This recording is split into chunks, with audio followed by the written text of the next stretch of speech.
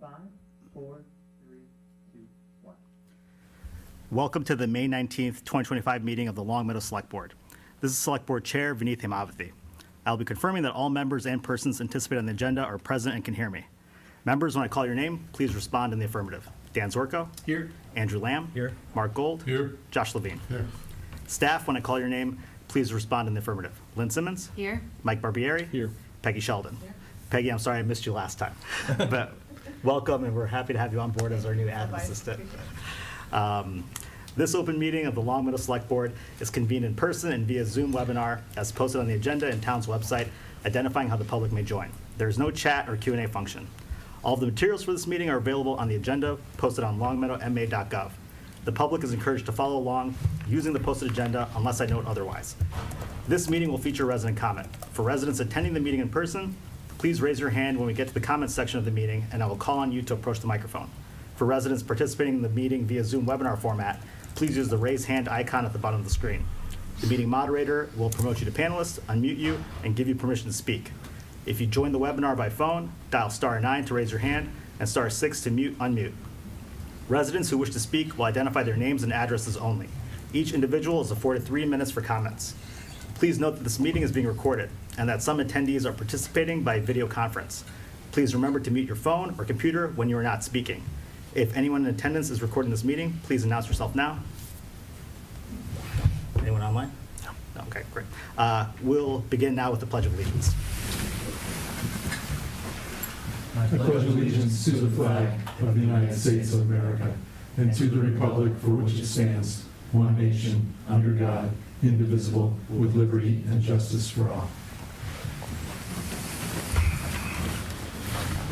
All right, we'll move into Select Board announcements. Please join us on Monday, May 26th for a Memorial Day service on the Long Meadow Town Green. Town of Long Meadow municipal offices will be closed on May 26th in recognition of Memorial Day. The annual town election will be held on Tuesday, June 3rd at the Long Meadow Community House. Polls will be open from 7 a.m. to 8 p.m. The deadline to register to vote, if not already a registered voter in town, is May 23rd. For additional information, including the sample ballot and voter resources, please visit longmeadowma.gov/elections. Long Meadow's annual shredding event will be held on Saturday, January 7th from 9 a.m. to 11 a.m. at the Long Meadow High School student parking lot. For additional information, please visit longmeadowma.gov/civic alerts. And finally, the town of Long Meadow is seeking interested residents to fill 3 vacancies on the town's finance committee, whose current terms expire in June. The vacancies are for 3 years, with new terms to expire June 30th, 2028. Applications must be submitted to Finance Director Ian Coddington by noon on Thursday, May 22nd. For additional information on the Finance Committee and how to apply, please visit longmeadowma.gov/civic alerts. I just want to correct one thing. You Oh, yeah. accidentally said January 7th for the shredding event. It's June 7th. Oh, sorry. That's okay. Just, Yep. Great, thank you for catching that. And then next, we will move into resident comments. Is anyone here to make a resident comment? Well, yeah, you can go ahead. Yep, you want to go first, Chili? Oh, we're a duo. Can we go up together? Sure, yeah.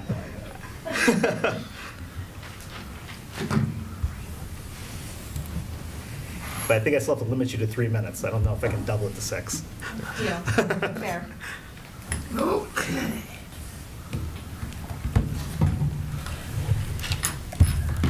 And I'm just Saul Feinstone, 471 Frank Smith Road. I'm the current chair of the Long Meadow Anti-Racist Coalition. I was acting chair until Julie decided that she would like to be chair. I patiently waited for her, and we're happy to have her here. I also am one of the very few co-founders back in 2020 when it was founded, and I was acting chair to keep the program going and looking for a vision for the future, and I'm here to support the reason for Chili being here. And I'm Chili Salazar, 50 Edgewood Avenue. Because time is limited, I'm going to dive right in. I'm here representing Lark as the current chairperson, and we wanted to share a statement to the select board in response to the racist actions of town official Walter Gunn. The Longmeadow Anti-Racism Coalition stands in unwavering solidarity with Fabricio and Jill Ochoa in the wake of the unacceptable and racist actions directed at them by elected town official Walter Gunn. According to the complaint documented by Mass Live on May 9th, Mr. Gunn entered the Ochoa's private property at night without prior notice or proper authority, while apparently under the influence of alcohol. More disturbingly, during this unauthorized encounter, Mr. Gunn directed racist and demeaning remarks toward Mr. Ochoa, questioning whether he, quote, even spoke English, end quote, and asking if he was, quote, housekeeping, end quote. These comments are not only offensive, they are rooted in racist stereotypes and represent a clear abuse of power. This behavior is not simply a lapse in judgment, it is a violation of the public trust, a threat to the safety and dignity of community members, and a stark reminder of the everyday racism that residents of color continue to face, even in their own homes, even in Longmeadow. No individual should ever experience intimidation, racial profiling, or humiliation, especially from those elected to serve them. We thank Select Board Chair Vineeth Hemaphathy, for his leadership in drafting a letter to calling for Mr. Gunn's immediate resignation from the Planning Board and his removal from liaising assignments to the Pioneer Valley Planning Commission. We urge the full Select Board to vote in favor of signing onto this letter and affirming the town's commitment to accountability, equity, and the safety of all residents. Mr. Gunn's vague expression of regret, stating he, quote, can't explain, end quote, his actions, falls far short of the accountability this moment requires. The community deserves clear, decisive action from its leaders. To our neighbors of color, immigrants, and anyone who has felt marginalized, we see you, we hear you, and we remain committed to building a Longmeadow that is safe, inclusive, and just for all. We reiterate our demands. First, a public apology from Mr. Gunn that fully acknowledges the harm caused. 2, Mr. Gunn's immediate resignation from his positions. And 3, the implementation of comprehensive anti-racism and bias training for all town officials and employees. We will not be silent in the face of racism. We will not normalize abuse of power, and we will not stop working until every resident of Longmeadow is treated with dignity, respect, and fairness. Yours truly, Longmeadow Anti-Racism Coalition. I want to just take I'm sorry, a I let you go way over here. Oh, So, it was yeah, way over? Yeah, I'm sorry. So, but thank you so much for your comment. I appreciate it. Yeah, and thank you, Mr. Feinstein, as well. Thank you. Mr. Shea, did you have a comment? Yeah, don't worry, it'll be quick. So, Tom Shea, 81 Green Meadow Drive. So as you know, we always have a tough time on water and sewer rates.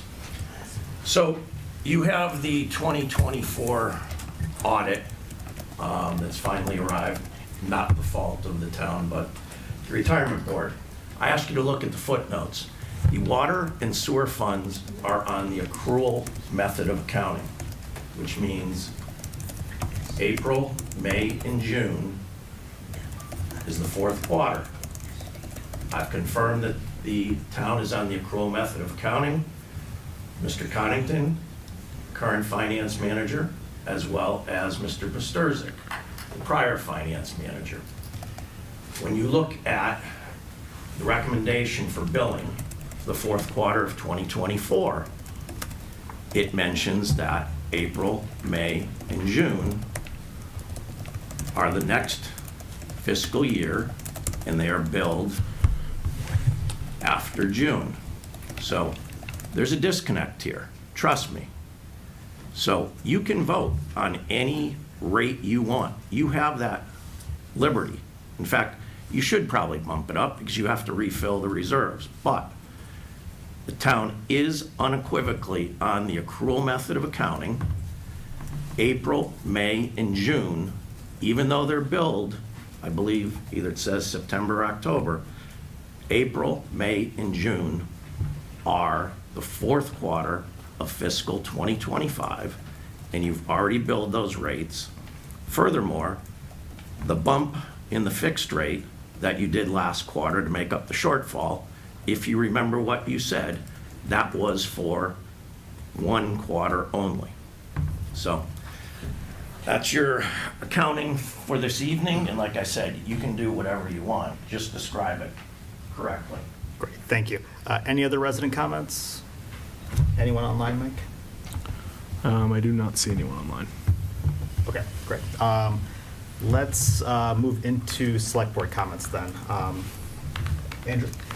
I just wanted to congratulate Lynn and her team for a very smooth town meeting. I think that it was very nice whenever there's a budget that kind of goes through without any fanfare or controversy, but it really belies a lot of work and countless hours from Lynn and many department heads on prioritizing and basically making compromises. So I thought that was fantastic. And I want to thank Vineeth actually for fielding a lot of questions from the crowd well, and especially his touching tribute to Mr. Feinstone, which I think was a real highlight of the meeting. So that was great. I thought I'd follow up with some comments on the disposition of the community house and the town hall. I went to one of the historical commission meetings last week, and it was really an energetic and robust discussion, kind of a brainstorming session on what people thought they'd like to see there. And there were a lot of things cast about, but there was a lot of excitement in making it something like a walkable destination that people could get excited about. Like a mixed commercial space, like think of Faneuil Hall basically, like on the first floor with some cafe or eatery along with maybe small retail spaces and studios for art or yoga, with on the second floor offices that are very long-term stable leases. So there was a lot of excitement about that, and it was commented that it's pretty much exactly in line what last year's, some aspects of last year's long-range plan rather. But of course, everyone does acknowledge that something like that does kind of depend on the interest of a developer who thinks it's economically viable, of course. So people should know that the town is going to be putting out a survey to the public in a few weeks probably, that basically allows us to get lots of feedback from people to see what they'd like there. So just want to keep people updated. Great, thank you. Anyone else? Dan? Well said, Andrew, on town meeting. Appreciate our moderator, who I've always commended. She does a great job every year. I mean, it's a very difficult job. She does a fantastic job, and I also wanted to personally congratulate Saul Feinstone. I said I had a post on Facebook, 98 years young and still volunteering in Long Meadow. So I always say everyone in Long Meadow should be a little bit more like Saul, and it'd be a better place. So congratulations, well deserved. Thank you. Thank you. Josh? Just want to comment on town meeting. The commercial vehicle bylaw passing, I thought was really kind of a watershed moment for a lot of things in our town. But since I moved here, I've noticed that was probably the thing I got the complaint about the most. And I always told people, you can change it. We can change it. I think if we had done it, we talked about it a couple of years ago, if the select board had brought it, it never would have passed. It was because a citizen brought it up and was very passionate about it. And you say what you will about our former town government, it's got its ups and downs, but at the end of the day, if you don't like something in town, you can change it. And I think that was a really good example of that. So citizen petitions don't always pass, but they can. And I took a lot of heart from that, and I think that people in town should. I think Mark has an example. If you want a bylaw that you can only have, every house has to have purple polka dots, you just get 50 friends to show up at the meeting, and you can pass it. That's probably the downside of it, but you can use the common sense of people that if something seems good and is well presented and makes sense for the town, it's going to pass. So I think we can all take a lot of heart from that. It was really inspiring to watch. Great, thank you. Mark? Yeah, I just want to thank the select board for giving the recycling committee an opportunity to go out and survey people about the recycling bins. The initial estimate was about 20% of the people in town would want a different size from what we call the default. And the numbers that came in from the survey, I think, were 15%. So pretty close, and it was almost an equal, want larger, want smaller, want very much larger, but for the most part, I think it worked, and it gave people the opportunity, which I think is having and will have a long-term impact and benefit in terms of people complying with our recycling rules. So, thank you. Great, thank you. And next up, we actually have our liquor license hearing, but that's scheduled for 7:30, so we're going to skip over that, because it's only 7:15, and move into our audit presentation. If you all want to come on up and sit in front of a microphone.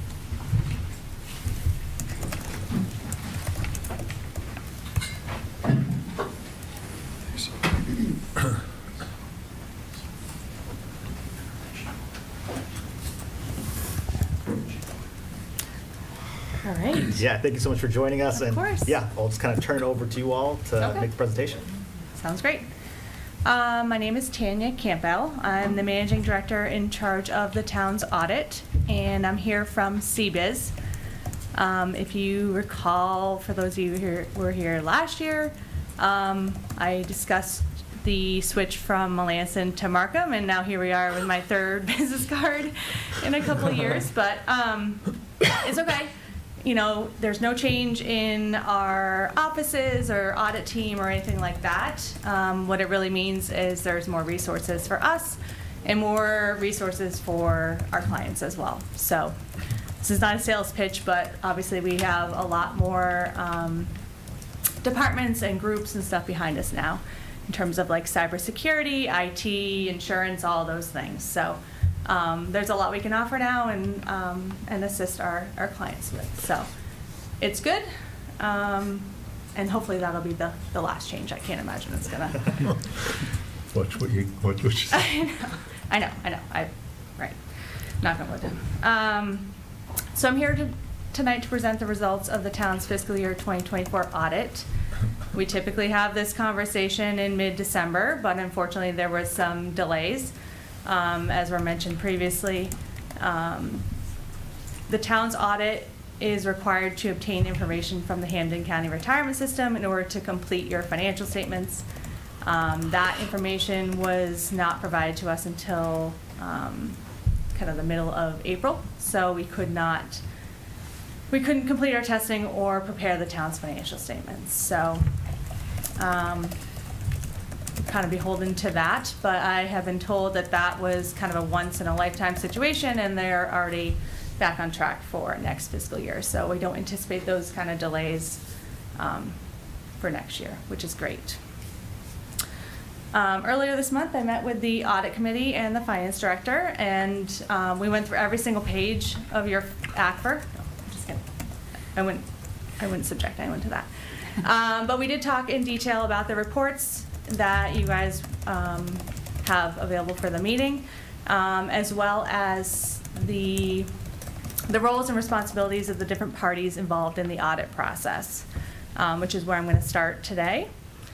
Feel free to stop me at any time if you have questions or want to discuss something further.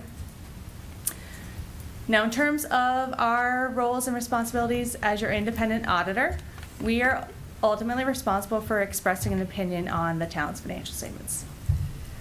In fiscal year 24, we issued the town an unqualified opinion on the financial statements, meaning that based on the results of that testing, we found that the town was in compliance with generally accepted accounting principles. We're also responsible for planning and performing the audit to provide reasonable assurance, not absolute assurance, that the financial statements are free of material misstatements. I say this every year. I say it at every single one of these presentations that I give. An audit is not designed to look at everything. We don't look at every check that was cut. We don't examine every deposit. We don't search for fraud or abuse. That's not what an audit is designed to do. We would never leave town hall. We just permanently move in. So just something to be aware of, like we're not looking at every single transaction. We evaluate the town's internal controls, we look at the risk areas, and design our testing to focus on the balances and transactions that meet those criteria. Obviously, if something was brought to our attention by a member of the town or those charged with governance, we would, obviously look into that as well. Does anyone have any questions on that? Now, in terms of your responsibilities as the select board and the town manager, you're responsible for overseeing the entire process. So that's why we have this meeting today. We also make communications at the start of our audit and some communications during our audit. And you'll be happy to hear that if there was any issues or concerns that we felt were material enough to bring to your attention, those would be discussed during the audit process. We wouldn't wait to this meeting and kind of spring them on you. So as you can imagine and infer, there was no issues or concerns that came up as part of our audit process or audit testing. Now, in terms of the financial statements, I wasn't going to do a very deep dive, but I was going to touch on some of the key numbers and results from this past fiscal year. At the end of fiscal year 2024, the town had about $8.7 million in its general stabilization fund, and that represents about 11% of the town's annual operating budget, which is a very healthy number. And that balance did grow about $500,000 from the previous year. And I know just, looking at that trend year over year, what that balance was, the town has made concerted efforts to put money into that fund and set money aside in case anything is needed. So just wanted to point that out and let you guys know that that's a healthy balance. And the fact that the town continues to grow that reserve every year is a good thing.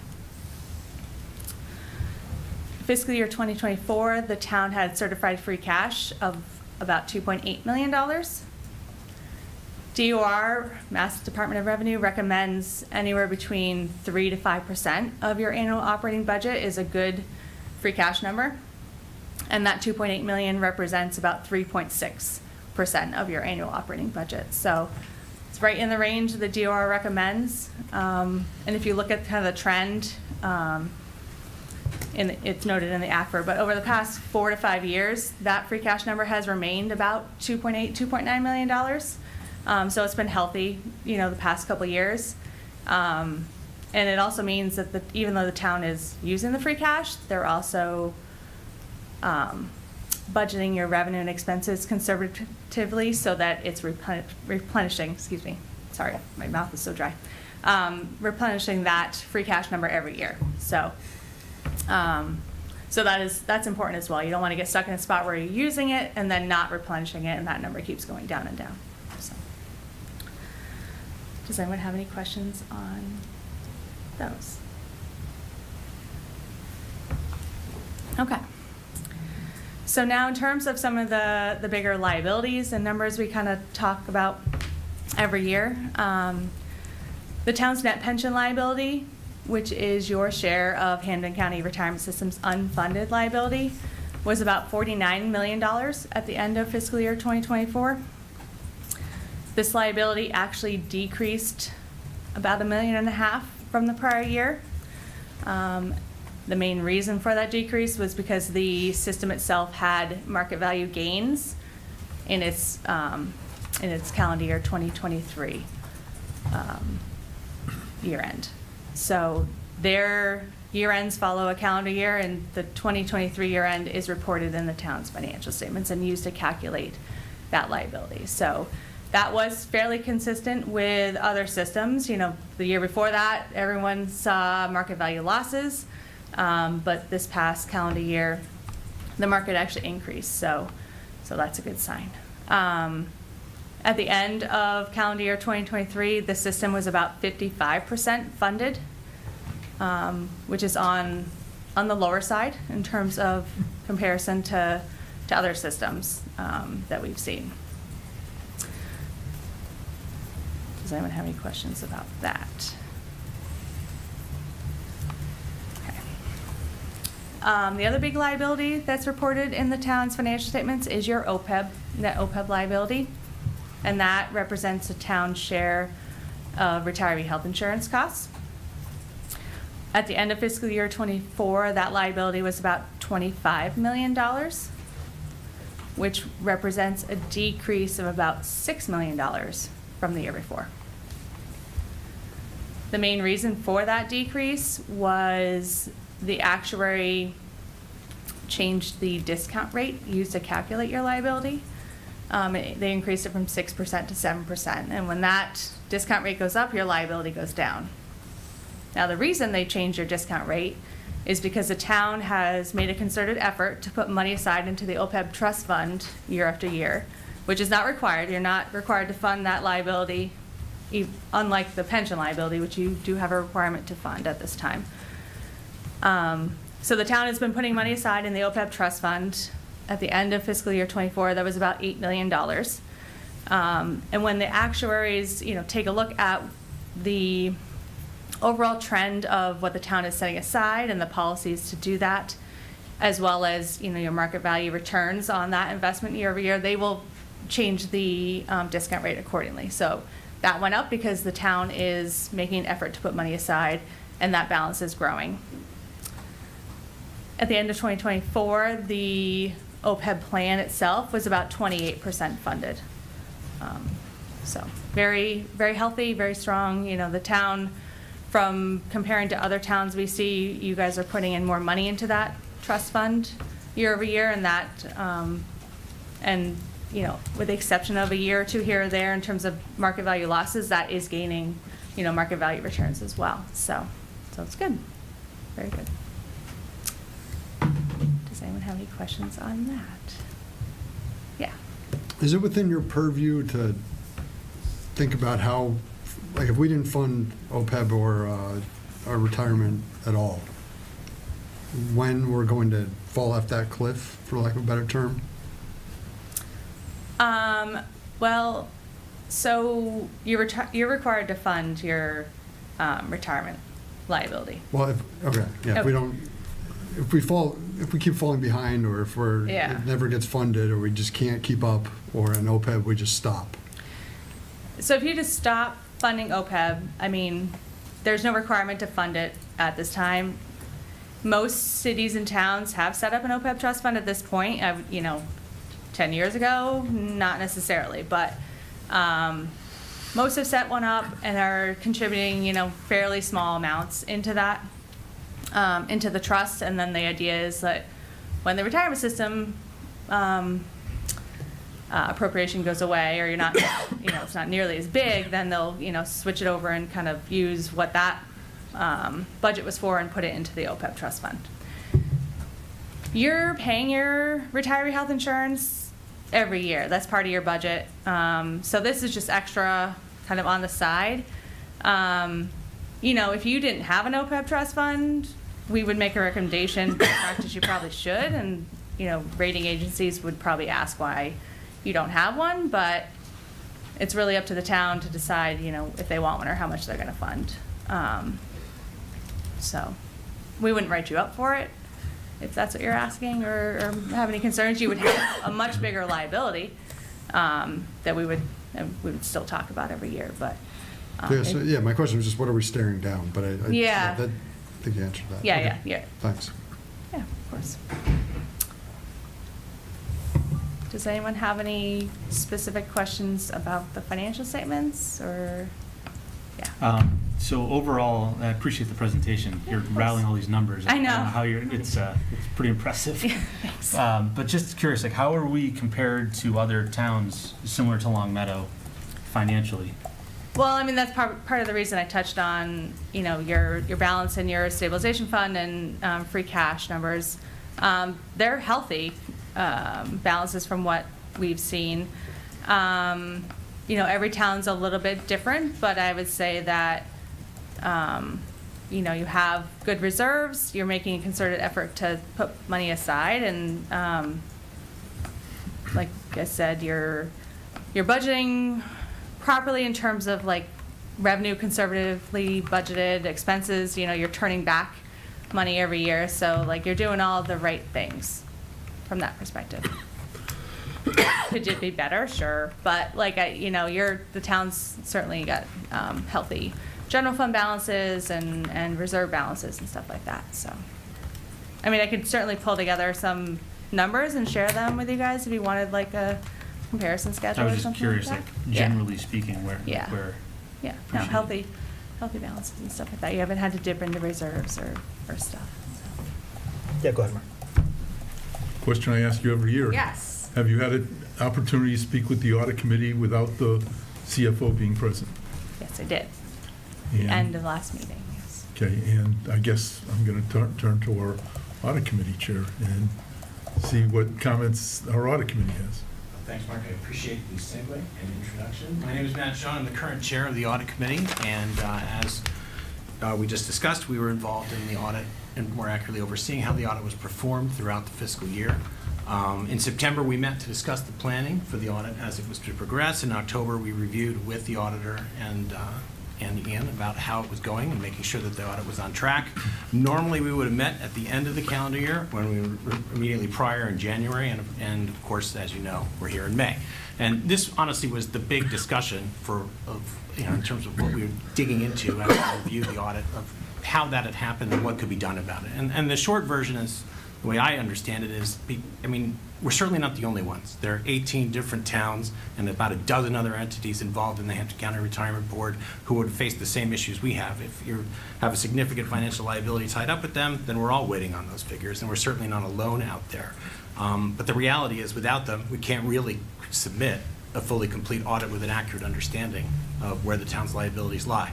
It's pleasing to hear that they don't anticipate the same difficulty next year, but long-term, having an understanding with them about what it will take and hopefully getting those financial statements in a timely fashion will improve our own ability to get our audit done in a timely way. You can only apply for extension so many times in order to get it done and actually have a current audit. So it's good that it got done when it did, but we were running up to the wire, if I remember correctly. Yeah. So I'm glad that we're here in May. It would have been a problem sooner than later. Let's see.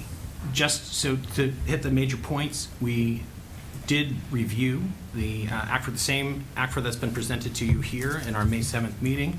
And most pleasing and most important result is that the auditor has offered an unqualified opinion, which is the optimal result. They don't have any major complaints or issues that the town needs to address. And that's really the best you can hope for when you're having a financial audit. Let's see, as is our want, we did in fact ensure that there was an opportunity to speak to the auditor at the completion of the audit, where we kindly asked town staff to excuse themselves so that we could speak with the auditor directly.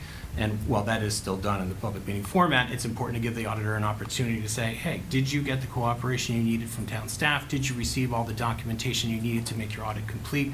And unsurprisingly, this year, like all the other years, they did tell us that you received all the cooperation and information you needed in a responsive and timely way, which is, of course, what we wanted to. But yes, that inquiry was made, and I think it's important and a significant part of our responsibility is ensuring that someone outside of the actual town staff, meaning us, is making sure that the auditor has full and unfettered access to the information they need in a timely fashion. So, and to bring it all together, at our May 7th meeting, the audit committee voted unanimously to recommend that the select board accept the audit as presented, and once it's in its finalized form. So that concludes my specific report. I don't have any information specific about Mr. Shea's question. I wasn't prepared to discuss that this evening. It wasn't an issue. I was immediately aware it was an issue, but it's certainly something we can look at as we move forward into planning our next audit, and we can review it at our next meeting, which will be soon, because we need to get ready. With the amount of delay, Right. we're basically ready to start the planning process for the next one. So it won't sit there unlooked at for a significant period of time. Does anyone have any questions for me? Go ahead, Mark. Yeah, every year we generally come up with some action items that the auditors have found, an audit correction list. Do you have that from this audit, and, will that be shared with the select board and the CFO? I assume that we have that. There was not any issues that we noted as part of our audit this year, so there's no formal management letter, and I was going to touch on that as well. We also perform a federal grant audit, and this year we audited the ARPA funds for the town, and we did not find any issues or findings during that audit testing either. So that's the other report that you receive. You have the ACFR, and then the single audit report is what we call it, which talks about our review of the town's internal controls, and then your federal grant compliance as well. So there was no issues there. The one issue kind of related to that, however, is that report is required to be filed by March 31st. And given the delays, we can't complete that report and that audit testing until everything else is done. So, so that did not get filed timely, which means the town is no longer considered a low-risk auditee in terms of our evaluation of the testing that's required. So there may be an additional grant audit that we have to do next year, depending on what the town has for federal expenditures. And we did talk about that in the audit committee meeting as well. So not a huge deal. That designation only lasts for 2 years, and then assuming like these next 2 years we'll be back on track and everything will be submitted timely, and that will go away. But just so you're aware, that did change this past year. Great, thank you. Josh? This may be a question for Lynn and Ian. Are we going to have any problems moving forward with an audit, with our audit committee fairly light on members? Do we have a quorum right now? Going into the next one without recruitment, that is something I like to do at the end of my little speech, is to ensure if you know anyone. Sorry to cut you off. Yeah, if you know anyone with relevant qualifications, please do encourage them to apply. Because going into next year, yes, I'll have a quorum issue if I can't resolve it. So I'm also telling my friends that they're very much welcome and encouraged to apply. And if you've got the relevant, if you have skills that we can use, we would love to have you, because it's all the better. The committee, any committee in the town functions better with a full roster, and certainly will have an issue with the quorum, and I'll be coming to you with a recommendation as opposed to a vote, which which is not ideal. Right? The whole purpose of having the committee is so that it can meet and function and identify concerns and approach you with the ability to, to meet the terms of an open public meeting. So, yeah, I have an issue with staffing, and that's not new, but it is a continuing issue. So, yeah, if I can't resolve it, I'll advise you and put it on the agenda, but it is a concern. It pays well, though, doesn't it? Can't beat All the it. Every year, positions 100% raise. We're going to start promoting vacancies on all of our committees within the next week or so, so Okay. hopefully we can gain some traction. I think that'd be great, Mike. Yeah, Mark? This is for Ian. Ian, the CAFR, the Comprehensive Financial Report, I think is the town document as opposed to an audit document. I read through it and picked up some typos and things like that. Do you want me to send that to you? That'd be great. Okay, because I got a list. Thank you. Great, thank you. And then this is something we can vote on at a next meeting? Oh, I think we should vote to accept the audit. Vote tonight? Yeah.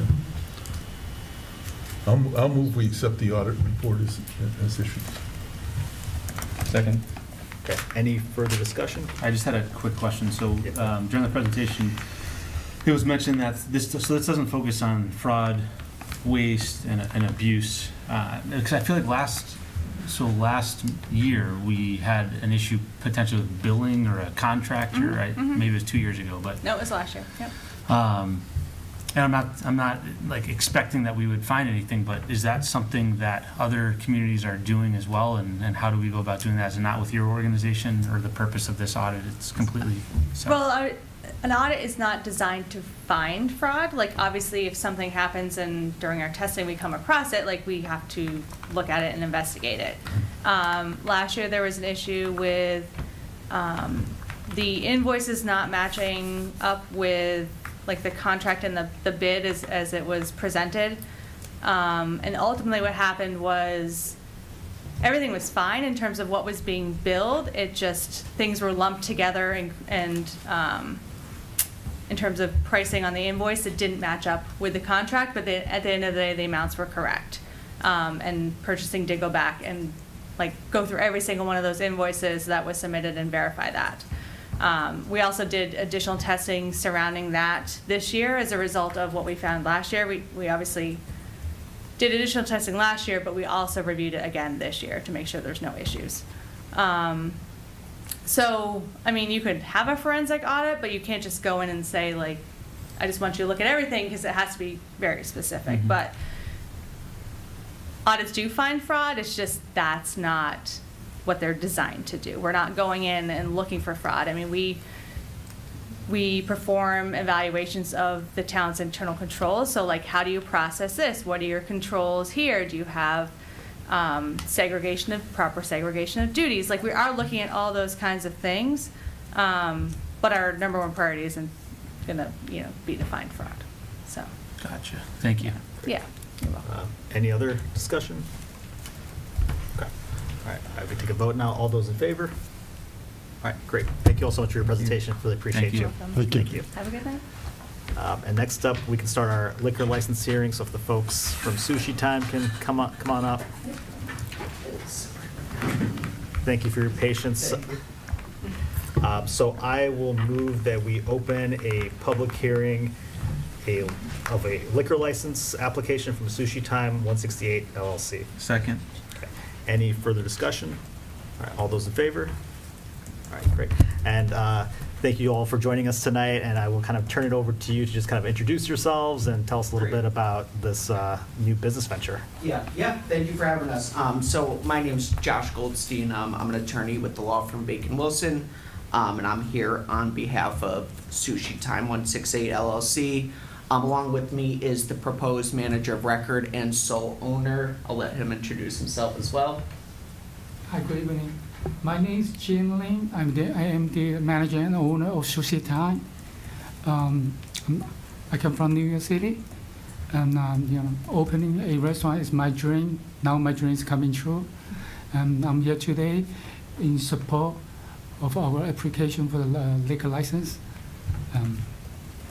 Great. Yeah. Yeah, and just to elaborate a bit off that, as Gian said, he's been a sushi chef for over 25 years.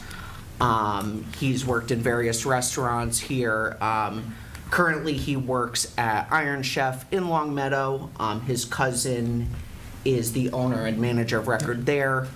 So he's been able to offer a lot of guidance, throughout this process. And it's a good shoulder to rely on. We've discussed he's tip certified, and is aware that all his staff need to be tip certified, and all of that.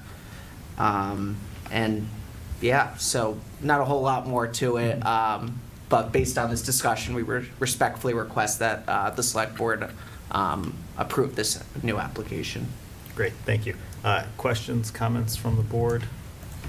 Mark? Yeah, I guess, I don't know, a question or whatever, but it appears to me that your lease is not contingent upon receiving this liquor license. Is that, because that's unusual for people coming before us. Yeah. Usually they come here first and sign the lease later. Yeah. Yeah, that's correct. Okay. That it was signed when that came to me. So Right. unfortunately, only so much I can do at that point. But I mean, even if this wasn't approved, I think he'd still like to fulfill his dream to be able to serve sushi and hibachi and stuff like that. Thank you. Yes. Great, thank you. Josh? I think one of my least favorite things we do as a board is have hearings when there are violations, because the state comes in and does ID checks, and our town police do ID checks as well. So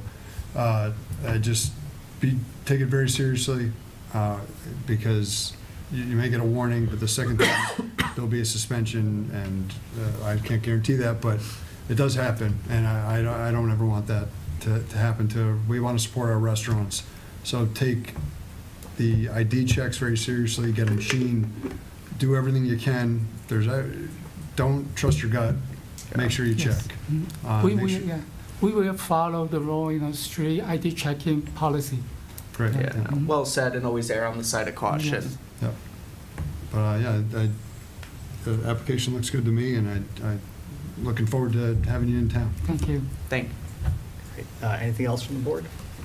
I'm just curious, Yeah. when are you looking to open? And are you making a bunch of changes inside as well, or anything? Oh, no, when we took over this, pretty much we don't change, just upgrading some kitchen equipment, the new tables, and adding some sushi cases, that's it. Yes. And then, Exciting. Well, congratulations. thank you so much. Great, thank you. Anything else? Josh, you want to make a motion? Oh, yeah, I'll move we approve the Sushi Time 168 LLC license Second. application. Okay. Any further discussion? Just one thing, I believe because of the location, you just have to do a 16C finding. It's just stating in the motion that there's no detrimental effect on any church, synagogue, or school in 500 feet. Is there specific language for that? I can't Yeah. remember. Do you want to read it? If I can. Sure, yeah. Yeah. So it is that within a radius of 500 feet of a school, church, or synagogue, the licensing authority determines that after a hearing, the premise has no detrimental effect to the educational and spiritual activities of said school and church. Okay, So- add that to the motion. Or is that a separate motion? What? Is that a separate motion? No, you can add it to. Okay, I'll revise my motion with that. Do we want to close the public hearing as well? Yes, well, you made the motion for the vote. Well, we should close the public hearing first, I think. Right, so Yeah. let's table this Yeah, motion. yeah. Right, okay. So I'll move to close the public hearing. Second. Okay, any further discussion? All those in favor? Okay, and then Josh, you have to repeat all that. I'll move we approve the license application for Sushi Time 168 LLC and make the specific finding that Mr. Barbieri provided us regarding 500 feet within a school, church or synagogue. Second. Okay, any further discussion now? All right, all those in favor? All right, great. Congratulations. Thank you so much for. your time. Thank you all, we Yeah, appreciate it. wish you all the Thank you. best. Good luck. Yeah, Thank you. All right, we will now move into the town manager's report. So I have a road resurfacing update. Beginning last week, Monday, May 12th, Caracas Construction began excavation and drainage work on Shaker Road near Ardsley.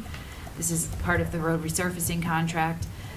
Caracas also plans to begin construction of the sidewalk on Bel Air Drive during this first phase of the project. We have a tentative schedule that's listed out in my report here, bringing us from May all the way through October.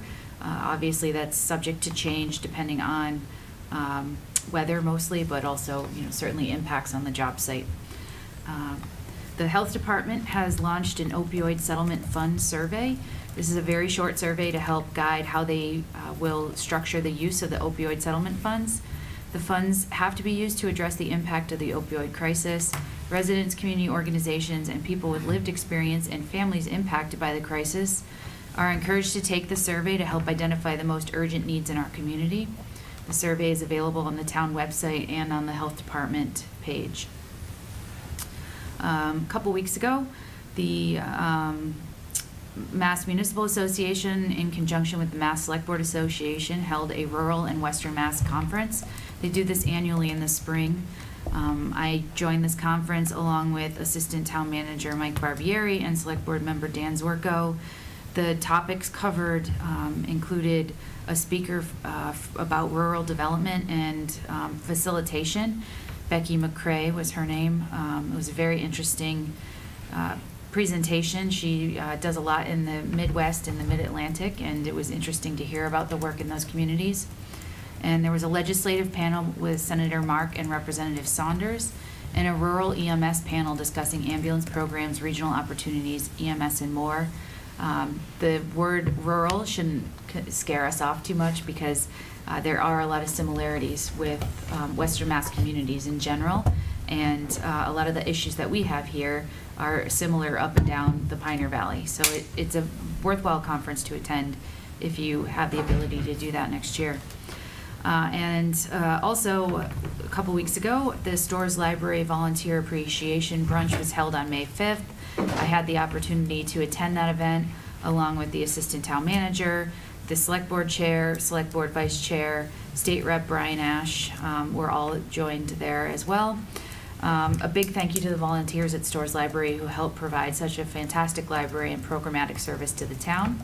I did want to call out one notable program that was highlighted by the library director, and that is the Stuffed Animal Hospital program. There is a link here in my newsletter, or in my report about it. Drop-off day is tomorrow, so if you have a stuffed animal that needs to go to the hospital, please drop it off tomorrow between 9 and 5, and they will make sure it gets the care that it needs and return it back to you. So that concludes my report. Great, thank you so much, Lynn. Any questions, comments from the board? Josh, yeah. I know Sean's on here too. I don't know if he'll want to pitch in, but on the DPW report, there's a line item about the asphalt repairs, and I know you're country on main roads. I know you're working on it. Can we just explain the staffing issue and I know there's one like right by this crosswalk, right outside the school that every day I drive by and I say I can't wait till I drive through here and it's not there. So I'm wondering, can we just get an update on staffing, and if there's any way we can fill those holes in staff to get our streets back in order. Sure. Do you know, Unintended. yeah, I can speak to the staffing, and in terms of the pothole, if you know if it's a true pothole or if it's next to a catch basin, it's a little bit different. We can walk out here, I'll show you. In terms of staffing, there have been some significant improvements, but it seems as soon as we quickly hire people and get them onboarded, we lose people or have some other staffing challenges that unfortunately have people out of the workforce for an extended period of time. So while it might not be a true vacancy, there isn't actually someone there every day. But we have increased our numbers since last year. And so it's a very, very slow improvement, but it is going the right direction. And I know in a lot of the very worst streets are much better. It's little things here and there that we hear chirping from people, which is fair. But I will say, I've noticed a massive improvement, and I just want us to pick up the rest of the pieces. So thank you.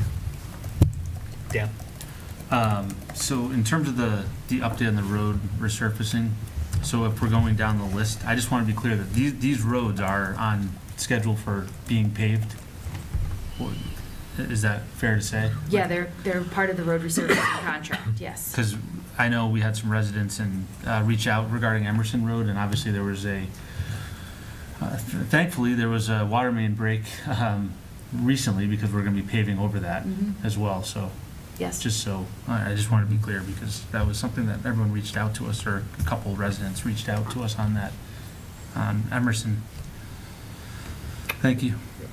I just want to actually take a second to acknowledge and thank Dan, actually, because for attending this MMA Select Board and Association meetings. And frankly, I've noticed Dan has a great dedication to going to a lot of these meetings, and I think that we benefit from him representing us, and he comes back with ideas, and I know it takes time, so thank you for going to all these things. Appreciate the acknowledgement. Thank you. Okay. Anything else? All right, great. All right, thank you, Lynn. And we will then move into old business and approval of meeting minutes. So I move that we approve the April 7th meeting minutes. Second. Okay. Any further discussions? Mark? Yeah, I need to make a comment, because these minutes come late. I pride myself in reading through the minutes and making comments. I don't know how anybody had a chance to read through them based on when they arrived. And so I'm going to abstain because I haven't read them. I was at the meeting, and I presume it's met, but minutes represent a true record of what happened. We've had many examples of when we've had to go back to prior minutes and make sure of it. And I'll just say, for example, I looked at these minutes and briefly looked at them, and one of the concerns I have right away is the motion on the water rates does not talk about what quarter or where it applies to. And I think that that's a mistake, because we're being asked now to revise or reset water rates, and the motion that we had is not indicative of what we did. And so how can we approve a motion on water rates from minutes that doesn't say it applies to the third quarter or the fourth quarter or anything else other than there was a motion to amend it to add a certain amount of money? So I think we need to certainly clean up that section. I didn't read the whole minutes, and, ask that the minutes come in If you a little sooner. want, for the purpose of this meeting, defer them to the next meeting, if you wish. We can go back and just reference that vote to see if we missed anything. We're in a bit of a transitional phase with minutes, and also the town meeting, and then onboarding some new staff members. It's been a very difficult last couple months. But with that said, we're very happy to go back and look at them. Well, I think we can maybe just vote on it and just amend, if you can just, be more specific on that. Yeah, so it was you're referencing the water rate vote for the last quarter of fiscal year, right? The one that was taken on April 7th? I'm referencing that part of it, Mike, you're right. The question I have is is it for the fourth quarter, or was it for the third quarter? And if it was for the third quarter, it should say that, but it doesn't necessarily say that specifically, but I thought the motion did. Okay. And so, you know, I don't know how how this is gonna be reflective of what was actually approved. That's all I'm looking for. Right, okay. I can't verify that right now, but I can go. Right, I get it, I mean, I'm sure. Yeah, just go back and amend that. Yep. Yep, okay. I could also, you could tentatively approve it, and I could bring it back to the next meeting with those changes if it comes up that something was wrong in the motion, and you could re-adopt it, or you can just defer. It's whatever you guys. I mean, legally, the minutes are the minutes, and they're available to people as soon as our meeting's over and when they're done. So whether we approve them and put them into wherever they go or not, they're still the minutes. So I don't have a problem with that. It's just that I think we ought to be making sure we have in here what reflects what we all understood was said and done. And so I'd recommend we just leave the minutes where they are, let Mike go back in and modify that, and then approve them at the next meeting. It's easy enough to do. Yeah, I actually agree that they should reference a fiscal year in that vote. They don't reference it. Yeah, and then I think, usually I feel like, people send you kind of just like little typos and stuff like that. Like, there's, at the very end, like adjournment, it just says Mr. without a Yep. name on it and Right. stuff. So, okay, so let's table this and we can come back Yep. and vote on this our next. We have a few extra outstanding ones that are going to be coming forward anyway, so we'll just put them all together. Okay, great, that sounds great. Mike, just go through and just, Yeah. Okay. thank you. So let's move into the intermunicipal agreement, the First Amendment with Town of Agawam, net metering payments. Lynn, did you want to speak to that? Yeah, thank you. So this is the continuing saga of trying to amend our net metering agreement and the subsequent intermunicipal agreement we have with the Town of Agawam. This is the first amendment to that agreement. It's got these 4 sections here. Really, it's just 3 sections that are changing. They have very little impact on the town other than we need this in place so that we can effectuate these changes moving forward. We are setting up an agency account that's going to be held in the town's name. This is to cash out the power purchase agreement that we have in place. We will take the funds in, we will then disperse them. It's modifying the disbursement amount to a 50-50 split with Agawam, and they've listed that in there twice. That's in there in sections 2 and 3. And we will just get on a regular schedule of cutting that payment to Agawam in terms of the cash out. So I will be able to bring you back more information on the complete cleanup of this net metering agreement, but that's still in process. This agreement is separate from that. Okay. So this is the agreement between us and Agawam. Okay. Okay. Thank you. Questions, comments from the board? Oh, no. I'll make a motion, we accept it. I think Second. we need to do that. Okay. Any further discussion? All right. All those in favor? Great. Thank you. All right. And next up, we have our water sewer rate discussion. So a memo was circulated prior to the meeting, and Lisa, thank you for joining us, and Sean as well, and Ian. And I think for the purposes of tonight, what we'll do is the memo at the very end talks about the FY 2026 water and sewer rates. We will have that discussion at our next meeting. We will have hopefully a memo that's sent out to the select board and circulated well in advance of that meeting so that the select board has time to look at it and ask staff any questions before our June 2nd meeting. But for tonight, it would be really great if we can focus on the FY 2025 quarter 4 sewer water rate discussion and hopefully vote on that tonight as well. So I will turn it over to whoever wants to start on talking about the recommendations of this memo. I'm happy to kick it off at least.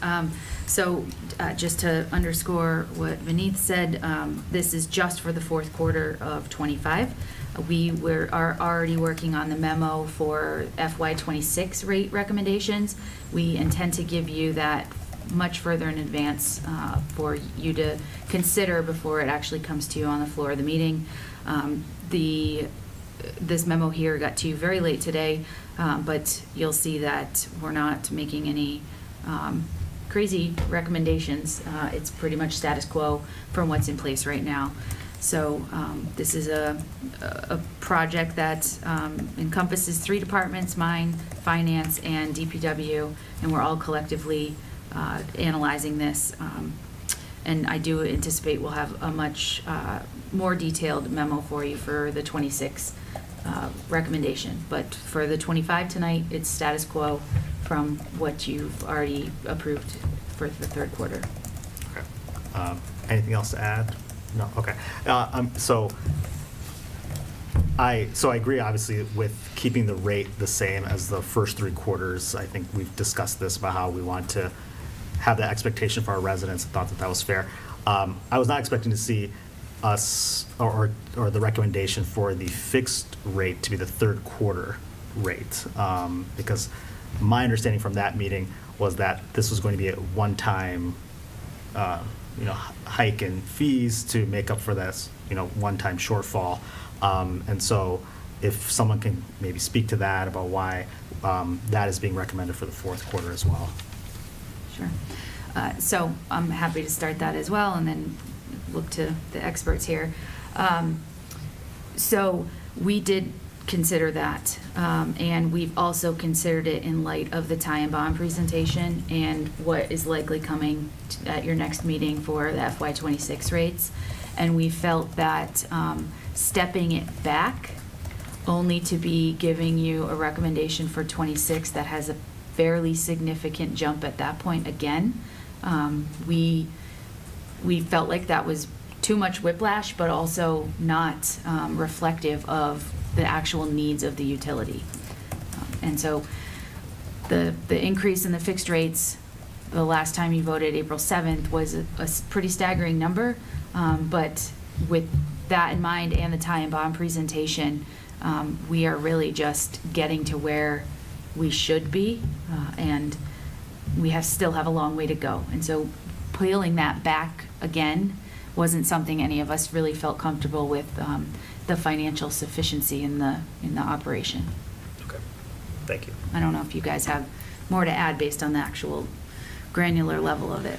Well, just in terms of the fixed rate themselves, I think it's important to recognize that for us to keep our variable rate steady, it requires us to modify the fixed rate. So we took the approach that it was both the tie and bond recommendation for us to modify our fixed rates, and also the understanding and discussion held by the select board that the more fair approach was to modify the fixed rates that would be proportionally felt by all the users, rather than by giving a variable rate change that would affect everyone at a drastic level. Thank you. Yeah, I mean, I completely understand. I know that our fixed rate is much lower than it should be and needs to be increased. But I guess where I feel some tension over this is that, I think we tell our residents one thing and set a certain expectation, and to kind of go against that expectation is something that I think, I don't know if that's best practice, and it's something that I think concerned about in using the quarter 3 fixed rate for quarter 4. Any other questions, comments? Josh? Yeah, I think generally I agree with you that I feel uncomfortable using information we just received and going back. Even though we've known for a long time that our fixed rate was too low. For most of our users, we're talking about a $17 swing roughly, right? No. So 30, well, the new quarterly fee is $31.54. Yeah, and what was it before? $7.25. Oh, $7.25. So I thought it was 17 or something. $24.29. Okay.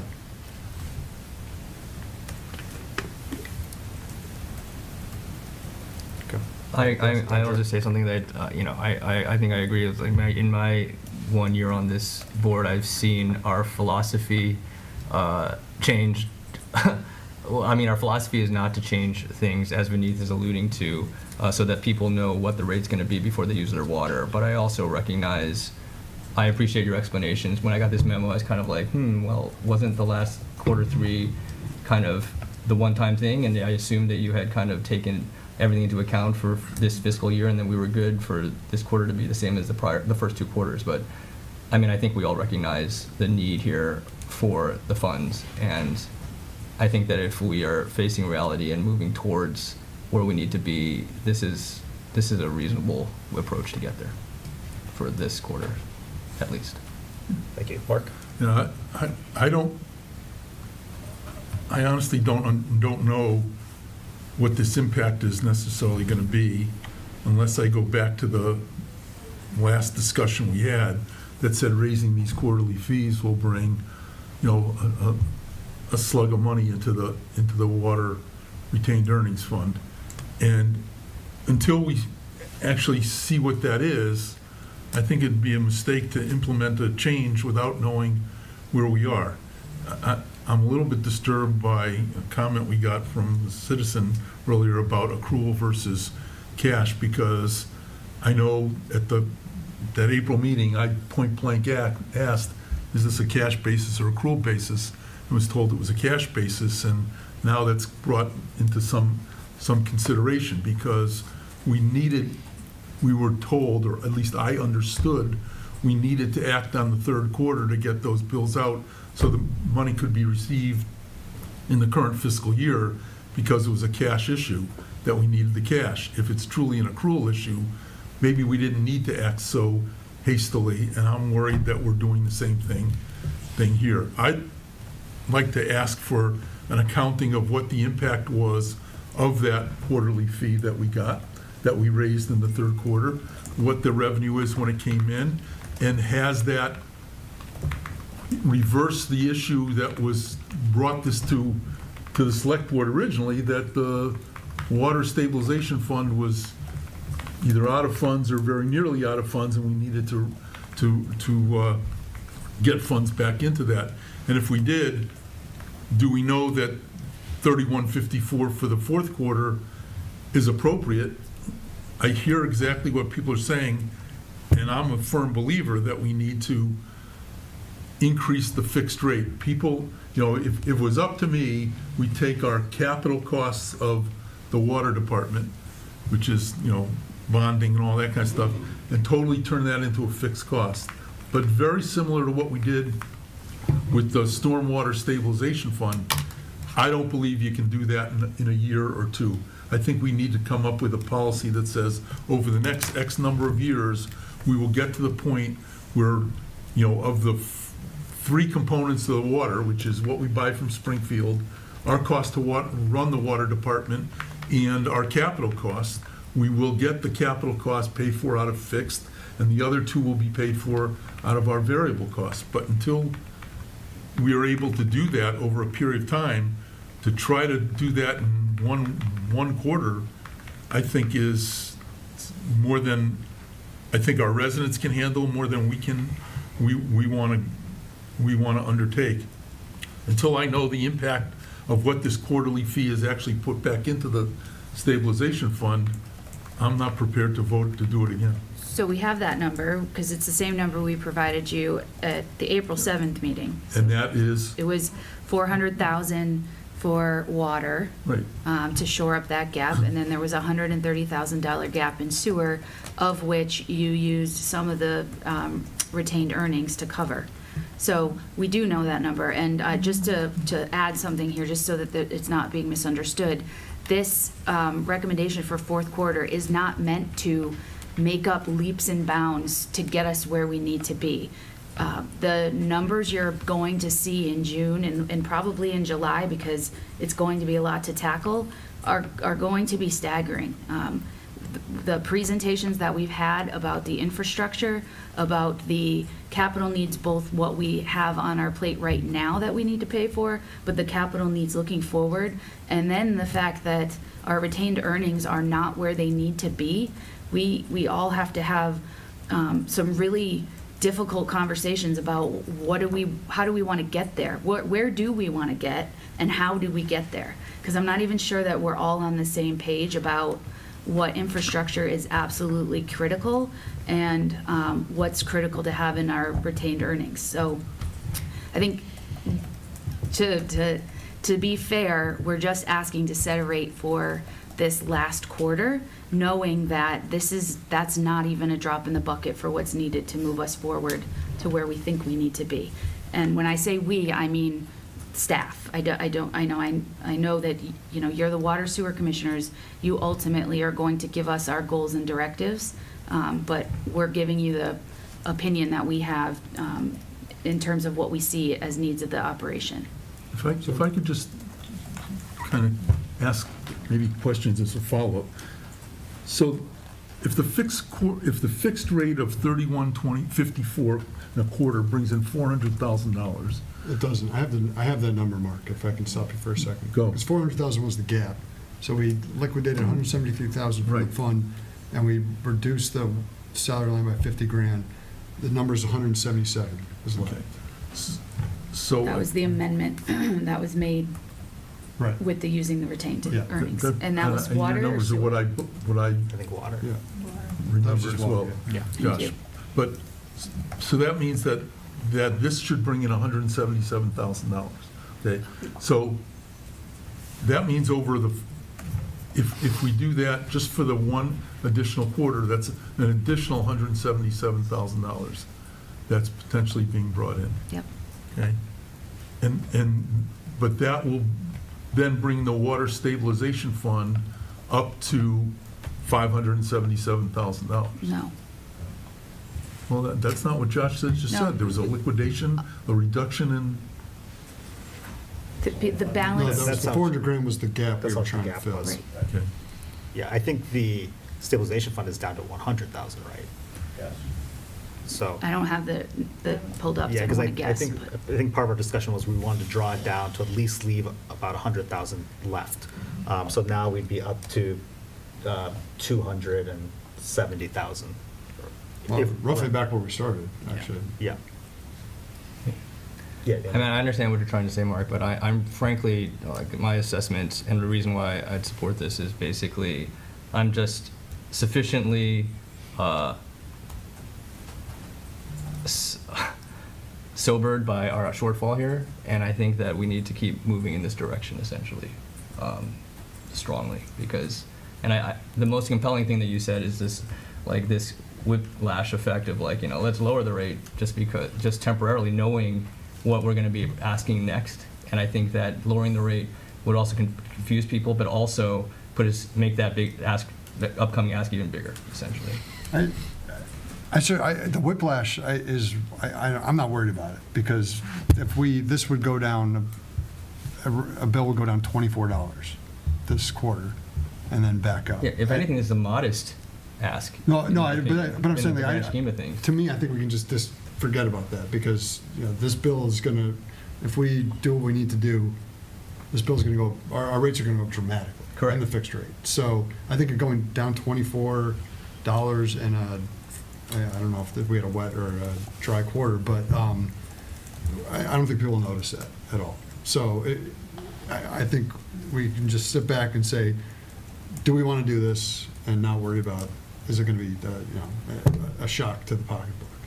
I just don't understand why we're not addressing the holistic picture of our water system, water rates, and water department. What we're doing is we're looking at quarterly fees and fixed rates, when what we should be doing is saying, especially going into the next fiscal year, is here's what's going to cost us to run the department, and here's what the revenue we need to bring in. And it's been up to us, and we've done a pretty good job over the last 40 or 50 years, so it's more than just us, it's Select Board and the Water Department before that, of distributing that revenue requirement amongst the different systems, which is fixed rates and variable. And we have the freedom to do that again for when we set the fiscal 2026 water rates.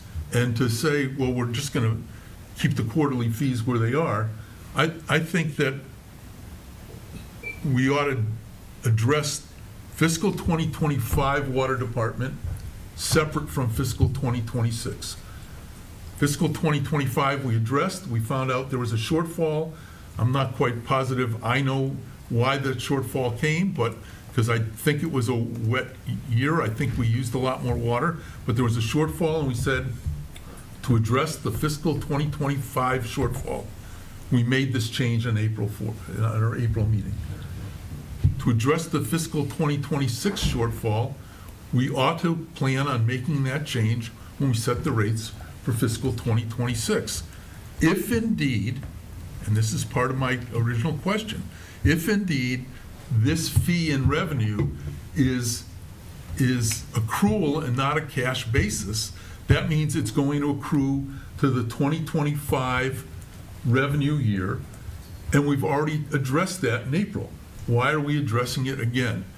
And so I think that we ought to step back, say we've addressed 2025, we saw the shortfall, it was brought to our attention, we're doing something about it, and we will address 2026 in its entirety when we set rates based on our expectation of both potential usage and what our guesstimate is of usage and the water capital needs of 2026. Okay, Sean? Thanks. Can you hear me? Yes, we can hear you. Yeah, I just want to give just like a little bit of perspective from where we're coming from. Currently, all of the water and sewer capital projects are on hold because we don't have enough money in our funds to even pay for a bond. So we've halted a $10 million project in Western Drive, and we're going to be coming up against a second TIP project, which some of you guys were at the meeting for 2 weeks ago. And we are facing serious infrastructure weakness in terms of an interconnection or redundant water system, which I'm going to be coming before you guys for this summer to discuss either another tank or interconnection with Enfield. And these are serious, large capital projects that need to be discussed and we need direction on. And the fact that we don't have enough money to operate and fund capital is stalling projects, but also is giving us a difficult time in understanding the direction the town wants the department to go. So I understand the details that you guys are going through, but the reality is that our system's broke, and we've got to generate some revenue to get these projects going, if indeed the board wants to keep driving these projects. So that's just my perspective. I understand it's a lot for you guys to be tackling and dealing with residents, but that's where we're coming from. We really need to get things moving if that's the direction you guys want from us. Yeah, I have a lot of questions about that, Sean, and maybe some comments as well. But if we are short of money in the fiscal year 2025, then we did a bad job planning for fiscal year 2025's capital needs. If we're short of money for fiscal year 2026, deal with that with the 2026 budget, but don't try to bring in don't try to modify the 2025 budget to bring in money so we can spend it in 2026. In my opinion, if it's a 2026 budget, we spend it in 2026. Well, sorry, can you So say that we again, don't have Sean? money. Sorry, Sean, you were just breaking up a little bit. Could you? I believe we asked for a rate increase a year ago, and we didn't take action upon it. So now we're left with no money in the system. I mean, granted, you can talk about 25 or 24, but Time Bond recommended $1 million in retained earnings. We have $100,000. Like, we just can't operate like this. That's next year. But we can't spend retained earnings just because it's there and we want to spend it. Retained earnings needs a vote of the town to spend it. So if the retained earnings was $1 million, we'd still need to go somewhere to get the money approved to be spent. We don't even have enough money to vote town meeting to have something voted in because we have no retained earnings. Well, but the point is that, Mr. Shea, again, please. it's 2025 versus 2026, and I'm concerned that we're trying to alleviate a 2026 budget by surcharging people in 2025. I guess that's the bottom line. Andrew? Mark, I feel like what you're saying is kind of, there's part of it is correct, but like when you talk about, the money to run fiscal year 25, fiscal year 26, I feel like you're not necessarily taking into account the massive shortfall we have in retained earnings. And the bottom line is, when it comes down to it, I believe we need the money, and We need to get it over time, incrementally, and this is a step towards that. And to me, that's the main question at hand. Dan? Thanks. Sean, just a quick question. So, like, what's the negative impact of not proceeding? And I know you alluded to some of it. I just want to be on the same page in terms of if we don't proceed with what's in front of us tonight, what's the impact to projects? If you could just be clear on that piece. So there's multiple issues depending on the project. In the case of the interconnection, which is not here yet, I mean, we're going to need to talk about the fact that we have significant vulnerability if we lose water from Springfield. And it's likely, given the nature of their system, that we're going to have that problem at some point where we don't have a redundant water system. That's one thing. In terms of the Western Drive area, we're going to face multiple water main breaks, likely if we have a hard winter, which are going to have significant cost. Moreover, with the case of the TIP project, the second TIP project, if we are faced with a tight time frame for construction in front of the state coming in to do a major project, we're going to have to pay more for the capital project. The longer we can give a lead time for contractors to get this stuff done, the better off we are. But also, we can't move forward with additional project engineering if we don't know for sure that the town wants to follow through with the capital project. So we're kind of caught in limbo in a variety of ways. We're forced to make a decision about whether we need to pay Western Drive in front of the water main project because the town is not going to do it and then end up ripping it up again. I mean, there's a lot of factors and a lot of moving targets that we're trying to think about and have things move as efficiently and as linearly as possible to maximize the efficiency of the money we're using from the town. So, I mean, we could talk about it for hours if you want, but there's a lot of meetings and a lot of discussion that go on behind the scenes to get this place we're at right now. And I think we've got some great momentum. But if these projects stall, I don't know what to do. I don't know what the direction is.